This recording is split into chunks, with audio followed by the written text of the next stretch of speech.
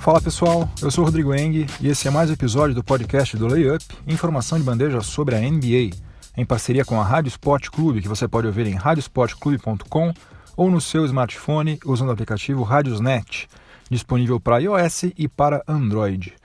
Esse é o episódio de número 82 do podcast do Layup e os assuntos de hoje são os seguintes. No primeiro período, eu vou falar sobre a série entre Golden State Warriors e Houston Rockets, que está agora empatada em 2-2. E as contusões, infelizmente, estão entrando em cena e podem ter interferência direta no resultado da série, né? Tomara que não, mas é possível que isso aconteça. No segundo período, eu vou passar para outra costa, para a costa leste. Vamos falar sobre a série entre Cavs e Celtics. O Cavs, apesar de ter tido o melhor aproveitamento nos arremessos de quadra no jogo 4, perdeu outra vez, perdeu lá no TD Garden. E o Tyronn Lue deve ter irritado muitos torcedores do Cleveland Cavaliers outra vez. Depois do intervalo, no quadro Máquina do Tempo, nós vamos retornar até o dia 27 de maio de 1985, quando o Boston Celtics registrou o recorde de pontos de uma franquia nas finais da NBA. No terceiro período, o assunto vai ser o Detroit Pistons, que contratou Ed Stefanski, executivo que estava no front office do Memphis Grizzlies, e agora ele vai reorganizar o Detroit Pistons. Já tem as missões de contratar um novo general manager e um novo técnico para a franquia de Michigan. E no quarto e último período, o assunto vai ser o All-NBA Team, a seleção dos 15 melhores jogadores da temporada 2017-2018, que teve LeBron James e James Harden eleitos de maneira unânime no primeiro time. Então chega de delongas, vamos ao que interessa, o podcast do Layup está no ar. O Houston Rockets acabou com a invencibilidade do Golden State Warriors como mandante em playoffs, empatou a série em 2-2, recuperou a vantagem do mando de quadra e está obrigando o Warriors a disputar um jogo 6 pela primeira vez desde quando eles contrataram o Kevin Durant. E agora, se eles vencerem 2 partidas no Texas, vão estar nas finais da NBA. Eu estou gravando esse episódio aqui na quinta-feira à tarde, Então eu não faço a menor ideia do que vai acontecer no jogo 5. Quem está me ouvindo na Rádio Sport Clube já sabe, Porque esse episódio vai ao ar na sexta-feira, então vocês já vão estar sabendo. Eu ainda não sei, a situação atual é a seguinte: tanto o André Iguodala quanto o Klay Thompson estão listados como dúvida, com mais chance de que o Klay Thompson atue nesse jogo 5 do que o André Iguodala. Iguodala já fez muita falta para o Warriors no jogo 4 e o Klay Thompson saiu de quadra no segundo período contundido no joelho, Sofreu uma entorse no joelho esquerdo, foi pro vestiário, ficou lá, deve ter feito alguns testes, feito gelo, sei lá o que mais. Depois ele voltou, jogou até o final, só que ele não estava bem fisicamente, dava para ver que ele não estava normal, Aliás, ele marcou só, acho que 10 pontos. Agora, independentemente do desempenho ofensivo dele, que, claro, faz falta, Quando ele tá com a mão quente é 25 pontos, 30 pontos.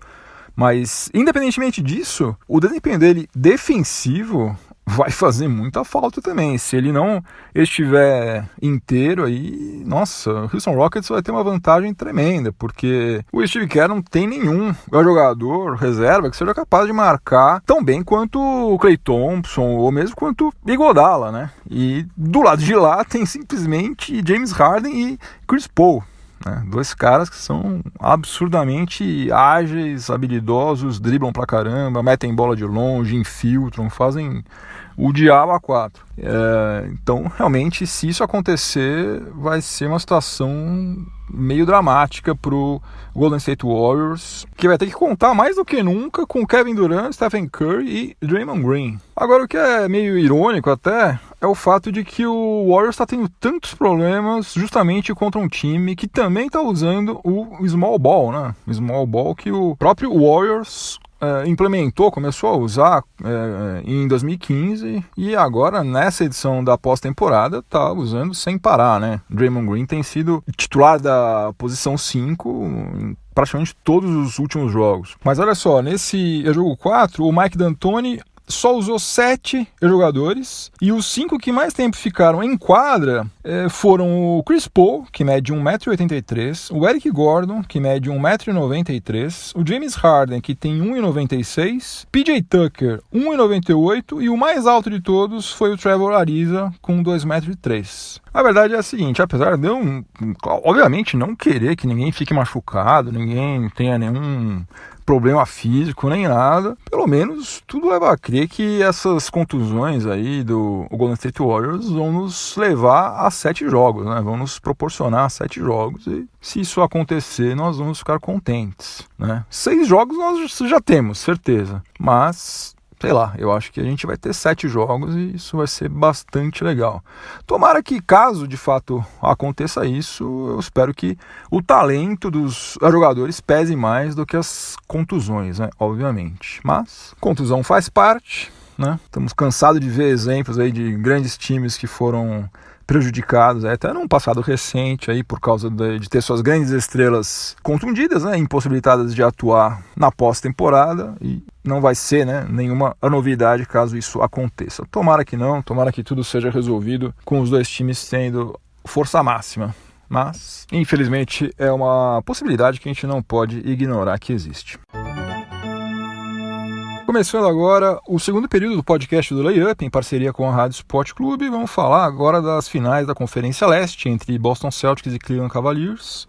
Aconteceu o jogo 5 e o Boston Celtics confirmou o seu mando de quadra mais uma vez. A defesa das duas equipes funcionou muito bem, né? Tanto o Cavs quanto o Celtics marcaram muito bem. Só que o Celtics levou vantagem nos turnovers, né? Cometeu menos desperdícios de bola, deu um banho nos contra-ataques, foi muito mais eficiente nos contra-ataques e também nos lances livres. Todos esses 3 fatores acabaram fazendo a diferença a favor do Celtics, que continua invicto como mandante nessa pós-temporada, fez 10 jogos lá no TD Garden e venceu as 10 partidas até agora. Se o Cavs em algum momento não conseguir quebrar esse mando de quadra, inevitavelmente o Celtics vai chegar às finais. O Celtics cometeu só 8 turnovers contra 15 do Cavs e desperdiçou somente 2 dos 23 lances livres que cobrou. Marcou 18 pontos em contra-ataques contra somente 2 pontos marcados pelo Cavs nas transições ofensivas. O Jason Tatum foi o destaque, marcou 24 pontos, pegou 7 rebotes, fez 4 assistências, 4 roubos de bola e 2 bloqueios. Eu fui dar uma xeretada no bom e velho Basketball Reference e constatei o seguinte: desde 1984, pelo menos, só 2 jogadores do Celtics registraram esses números numa partida da pós-temporada. Foram eles o Larry Bird, que fez isso 2 vezes, e o Paul Pierce, que só fez isso uma vez, e nenhum dos dois fez isso quando eles eram calouros, né? O Jason Tatum está fazendo isso na sua temporada de estreia na NBA. Larry Bird, se eu não me engano, já estava na sua 5ª temporada quando ele fez isso pela primeira vez, e o Paul Pierce, se eu não me engano, foi na 4ª temporada. Enfim, tanto Bird quanto Pierce só conseguiram fazer isso pouquíssimas vezes, Bird 2 vezes, Pierce 1, e nenhum dos dois era calouro quando eles conseguiram. O Jason Tatum está na sua primeira temporada e já fez, não dá para imaginar, já falei sobre isso aqui, qual vai ser o nível, em que nível que esse cara vai estar jogando quando ele tiver tipo uns 28 anos de idade, 29 anos. Realmente o céu é o limite para Jason Tatum. E do lado do Cleveland Cavaliers, só LeBron James e Kevin Love pontuaram em dígitos duplos. E aí a parte grotesca, né? 3 titulares combinaram para apenas 10 pontos. O George Hill marcou 7 pontos, o J.R. Smith marcou 2 pontos e o Tristan Thompson marcou 1 ponto. Esses 3 juntos aí converteram 2 arremessos de quadra em 14 tentativas e todos eles ficaram pelo menos durante 26 minutos em quadra. É muita atuação medíocre numa mesma partida para um time só, né? Como é que é possível um time manter 3 camaradas desse em quadra durante tanto tempo, num jogo de playoffs, né? É surreal, simplesmente surreal. Enquanto isso, o Kyle Korver, em 18 minutos de quadra, marcou 7 pontos. Não é nenhuma maravilha, né? Mas como diz aquele velho ditado, em terra de cego quem tem um olho é rei. Nesse cenário aí não dá para entender por que Kyle Korver, mais uma vez, ficou sentado no banco assistindo o time dele perder. E por falar em Kyle Korver, o Tyronn Lue deu uma declaração na coletiva depois da partida que eu gostaria que tivesse sido feita em tom de brincadeira, só que infelizmente eu acho que não foi. Perguntaram para ele por que ele não usou mais o Kyle Korver e ele respondeu o seguinte: olha, como o matchup do Korver era o Ojeleye, o Semi Ojeleye, e o Ojeleye não jogou, então eu não pude deixar o Kyle Korver muito tempo em quadra. Agora, deixar o JR, deixar o Thompson, deixar o Hill, os três afundando o time lá no ataque, pra ele tá uma beleza, não tem problema. E vai entender que raciocínio maluco é esse, né? Porque você vai condicionar os minutos em quadra de um cara que foi líder da NBA em aproveitamento de arremesso de 3 pontos em 3 das últimas 5 temporadas aos minutos em quadra do Semi Ojeleye, que pode vir a ser um bom jogador e tal, mas ele é um calouro que está com média de 1,9 ponto por partida nos playoffs. O que uma coisa tem a ver com a outra? Por que o matchup do Kyle Korver é o Semi Ojeleye?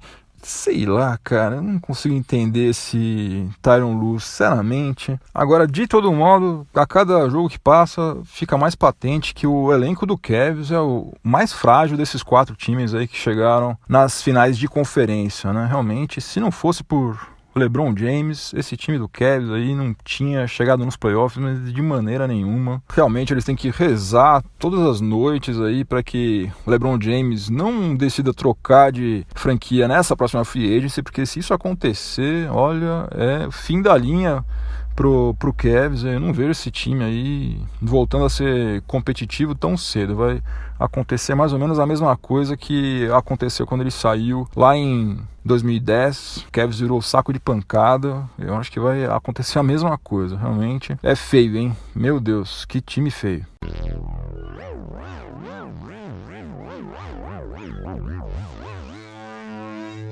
Chegamos ao intervalo do podcast do Layup, em parceria com a Rádio Sport Clube, e como vocês sabem, ou se não sabem eu conto agora, no intervalo a gente sempre dá uma viajada na nossa máquina do tempo, a gente visita alguma data importante na história da NBA, e hoje nós vamos voltar até o ano de 1985, quando o Los Angeles Lakers e o Boston Celtics se enfrentaram nas finais da NBA pela 9ª vez. E naquela época a supremacia do Celtics sobre o Lakers era absoluta, porque eles já tinham disputado 8 finais e tinham vencido todas sobre o Lakers.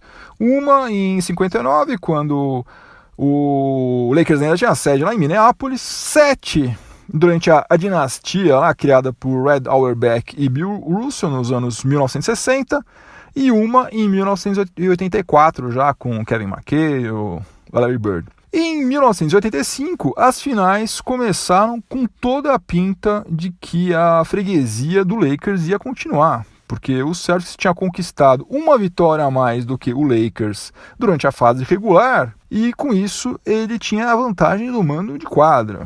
E essa vantagem aí começou sendo muito bem utilizada no jogo 1 da série, que foi realizado no dia 27 de maio de 1985, que é o destino de hoje da nossa máquina do tempo. O Celtics venceu por 148-114, 34 pontos de diferença. Registrou a maior pontuação de uma equipe nas finais da NBA, um recorde que está em vigor até hoje. O principal destaque desse jogo aí, desse jogo histórico, foi o já então veterano Scott Wedman, que saiu da reserva para marcar 26 pontos sem errar nenhum dos 11 arremessos de quadra que ele tentou, sendo que 4 deles foram de fora do perímetro. Uma coisa rara naquela época, um cara arriscar tanto de longe. E até hoje nenhum outro jogador, além do Scott Wedman, conseguiu ter 100% de aproveitamento nos arremessos de quadra num jogo das finais, tendo arriscado pelo menos 10 arremessos de quadra. Ele é o único, e olha que já se passou um bom tempo, hein? Isso aí foi em 85, nós estamos em 2018, ninguém conseguiu fazer isso até hoje. Só que apesar desse vareio, né, no jogo 1, o Celtics acabou levando a virada e acabou perdendo a série por 4-2. Foi derrotado no jogo 6, em pleno Boston Garden. E daí o placar da rivalidade entre Celtics e Lakers ficou 8-1, né? 8-1, ficou menos humilhante. Hoje em dia, o Lakers continua sendo freguesão, o meu Lakers, né? Eu torço pro Lakers, Não posso negar, o Lakers é freguês do Celtics, porque as coisas estão um pouco melhores, né? Mas ainda o Celtics tem 9 vitórias em finais contra o Lakers e o Lakers tem somente 3. Então, no dia 27 de maio de 1985, o Boston Celtics registrou a maior pontuação de uma equipe nas finais da NBA, ao vencer o Lakers por 148-114.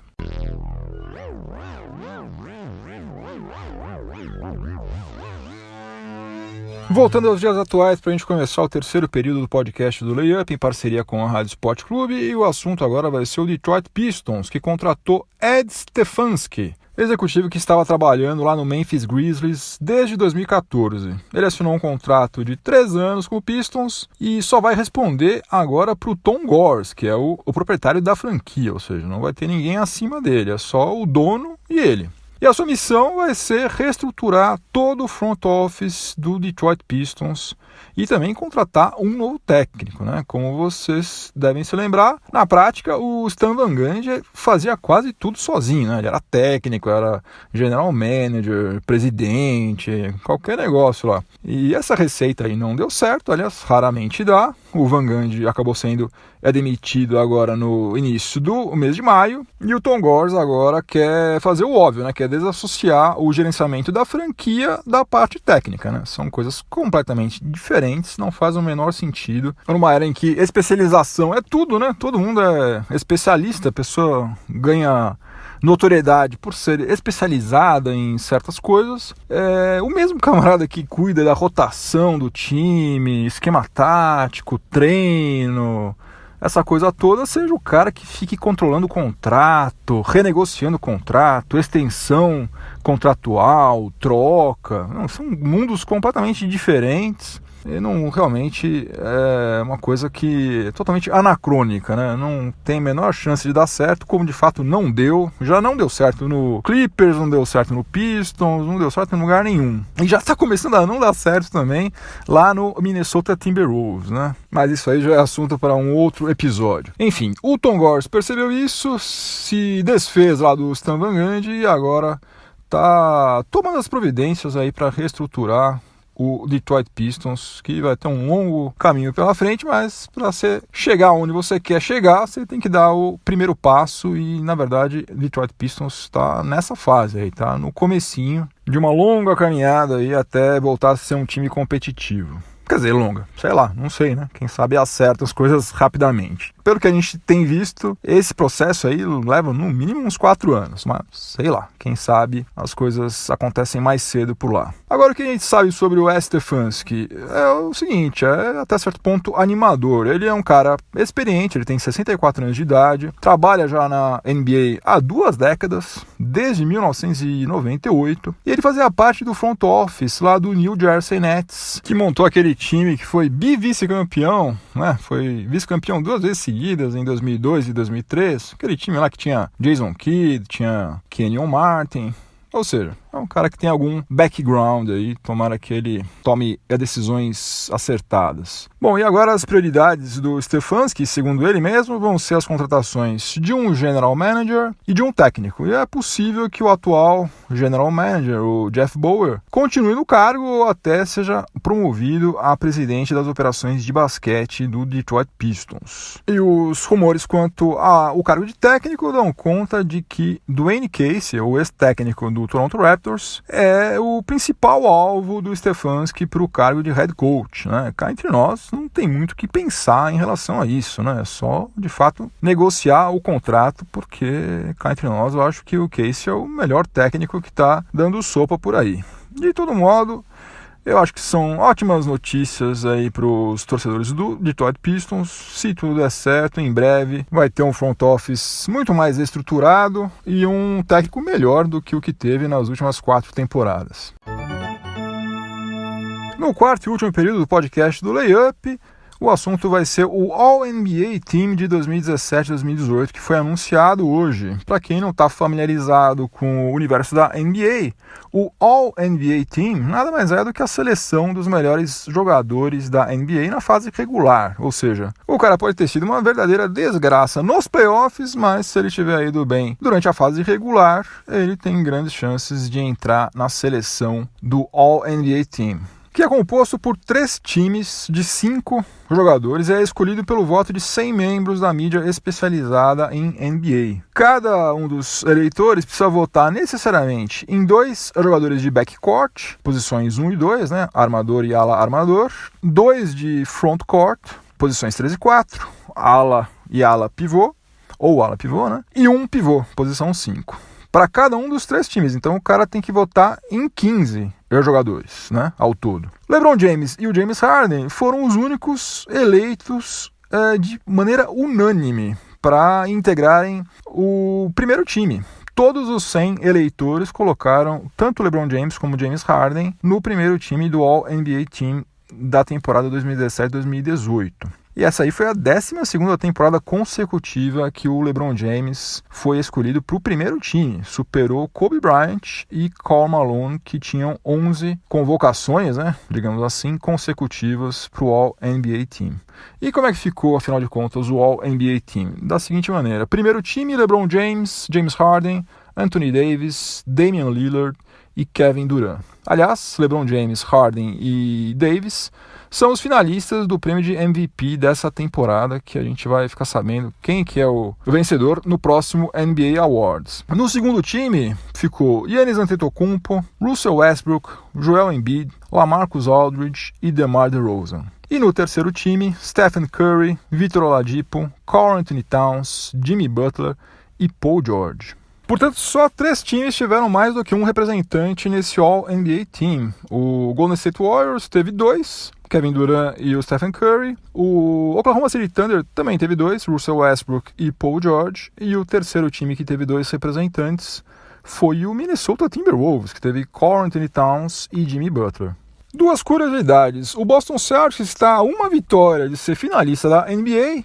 Não tem nenhum único representante no All-NBA Team, que aliás é um sinal de que a força deles é o conjunto, né? É realmente um belíssimo time de basquete, né? Não tem uma grande estrela, um grande craque, até porque os que eles contrataram estão todos machucados, né? Então eles estão tendo que se virar na base do jogo coletivo. Se bem que o Jason Tatum é um baita jogador, mas acho que ninguém ia ter coragem de votar nele já para ser All-NBA na sua primeira temporada, né? E a outra curiosidade é que essa convocação, essa seleção aí para o All-NBA Team tem consequências financeiras, econômicas aí teve para pelo menos um jogador, que é o Karl Anthony Towns, porque pelas regras da NBA, ele, por ter sido convocado, por fazer parte do All-NBA Team, ele agora pode assinar uma extensão contratual com o Minnesota Timberwolves no valor de $180 milhões por 5 temporadas. Você já imaginou um negócio desse? $180 milhões.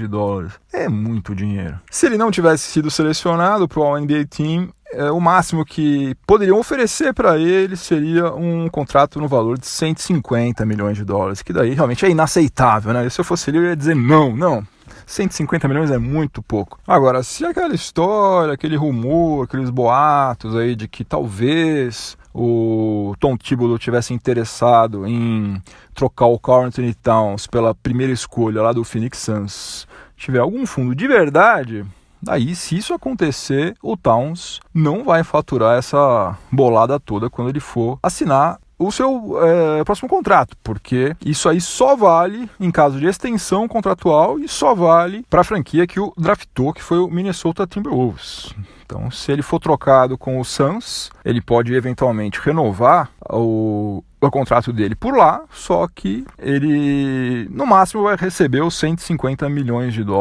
e não os 180 milhões. Fim de jogo, chegamos ao final de mais um episódio do podcast do Layup. Antes de eu ir embora, eu vou deixar a minha trilha sonora para o final de semana, como eu sempre faço nos episódios que fecham a semana. E a música que eu vou recomendar se chama Train Kept a Rolling, que fez sucesso primeiro lá em 1951 com um camarada chamado Tiny Bradshaw. que era um músico de rhythm and blues. E depois, em 1956, o Johnny Brunette lançou a mesma música com um arranjo completamente diferente, em ritmo de rockabilly, uma releitura total, virou uma outra música. E essa versão aí do Johnny Brunette, que é a mais legal talvez, era totalmente inovadora para a época, né? Ajudou um monte de moleques aí que estavam se interessando por rock nos anos 1950, 1960, a de fato mergulharem nesse estilo aí que estava nascendo. Entre eles um cara chamado Jeff Beck, que gravou a Train Kept A-Rolling quando ele estava no Yardbirds, e um outro moleque chamado Jimmy Page, que incluiu também a Train Kept A-Rolling no setlist de centenas de shows do Led Zeppelin. Eu tenho vários bootlegs do Led Zeppelin que tem essa música ao vivo, é sensacional. Outras bandas também, várias bandas fizeram cover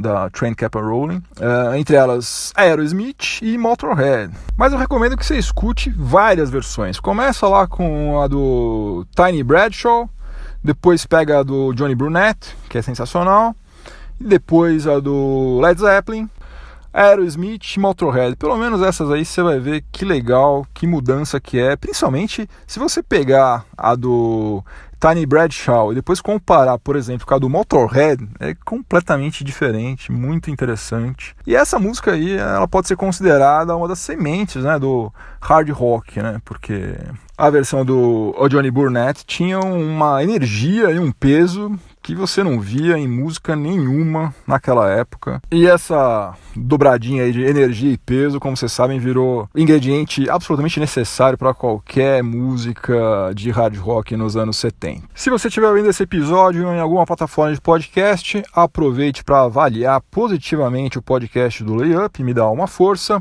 Se você está afim de bater papo sobre NBA pelo WhatsApp, procura lá nas mídias sociais do Layup, Layup BR no Twitter, Layup BR no Facebook, Layup BR no Google Plus e Layup NBA lá no Instagram. Eu deixei o link nessas mídias sociais aí para você entrar nesse grupo de WhatsApp que é dedicado exclusivamente para você conversar sobre NBA, grupo que é pilotado lá pelo Rafael Machado e pelo João Vitor. E que mais? E se você estiver ouvindo esse episódio aqui na Rádio Sport Clube, você continua sintonizado por aí, que vem mais informação esportiva de qualidade na sequência. É isso aí, pessoal. Bons jogos para todo mundo, boa diversão, bom final de semana, juízo, voltem inteiros e inteiras para casa. Semana que vem tem mais. Um abração, tchau, tchau.